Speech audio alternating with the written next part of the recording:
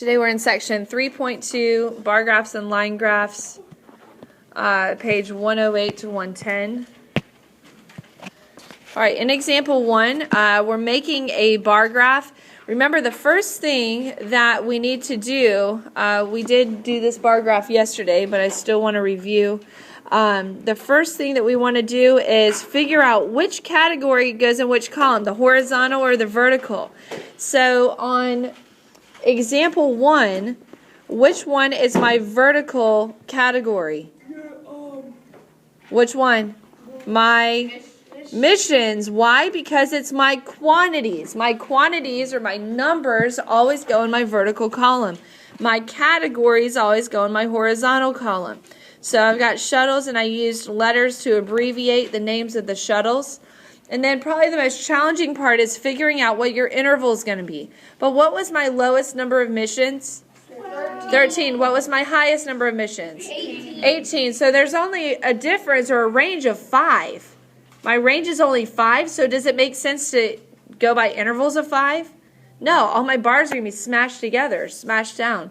So I want to spread out my bars. I'm going to do intervals of 2. And remember, this very first interval, if you jump to a 10 or you jump to a 12 or even a 13, that's pretty subjective. All right? I'm not going to count off if you don't have the exact number that I have. What's important, though, is that your horizontal grid lines connect to each number. And we checked those yesterday, and they look pretty good. So we connect our grid lines to each number, and then we can do our bars to create our graph. All right, did yours look like this? Yes, ma'am. Okay, very good. All right, so now in example 2, I want to make a double bar graph. All right, make a double bar graph. I just want you to jot down real quick each sport, boys and girls, and how many boys and girls played each sport. Just write it down on your papers just real quick off to the side. So soccer, you've got 26 boys, 20 girls. Basketball, 17 boys, 21 girls. Track is 25 of both. And volleyball is 11 and 15. I just want you to jot down these numbers so you have a reference point.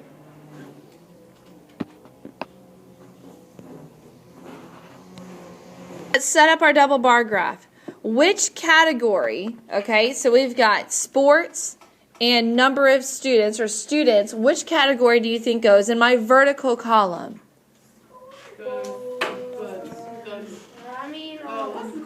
Which one is your quantity? The students. The number of students goes in your vertical column. Okay, again, it's the numbers, it's the quantities. So label your vertical column students. And then label your horizontal column sports. Which sports are they? Soccer, basketball, track, and volleyball.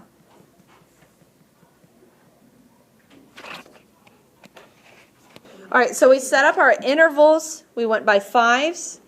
We graphed the columns, and now we need a key. Okay, so for me, I did blue for boys and pink for girls. All right, and then I just shaded in blue and pink. Now, again, you can do dots and stripes. You can do different colors, but you need a key. We call it a key or a legend. You need one of these for the double bar graph so that you can tell the difference between the categories. Now, basketball, I had 17 boys and 21 girls. So again, I graphed my columns. Notice that there's space between the columns. All right, so there's some space right here. Just make sure that you leave space, but that your subcategories are touching. All right, so we fill in the rest of them. 25 boys and girls played track, and then for volleyball, it was 11 and 15. So does yours look similar to this? Okay, very good. All right, so now I'm going to go over to example 4 because we can kind of merge examples 3 and 4 together. To do the line graph. So example 3 talks about interpreting a line graph. In example 4, we're actually making a line graph. All right, so I want you to turn in your books, and I want you to look at the chart on page 110. Okay, the chart on page 110 under the example 4. which category, the year or the subscribers, do you think goes in the vertical column? What is it, guys? Come on. It's the subscribers. The quantity belongs in the vertical column. How many subscribers in millions? The category belongs in the horizontal column. So now I'm just going to label my years all the way across. I just kind of abbreviated them. And now, here's my question again. What interval do I want to use? Okay, well, what is the lowest number of subscribers? What is it? Nope, it's not 0. It is 24 and technically million. 24. What's the largest number? 86 million. So 86. So now my range is 62. So that's my range. So do you think I should go by 2s? No, ma'am. No, you're going to have to tape graph paper together to draw a graph that big, right? If your range is 62, you don't want to go by 2s. You don't even want to go by 5s or even 10s, okay? Now, if you went by 10s, it's just going to be a large graph, but that would be fine. I decided to go by 20s. All right, I probably could have spaced them out a little bit more, but it's okay.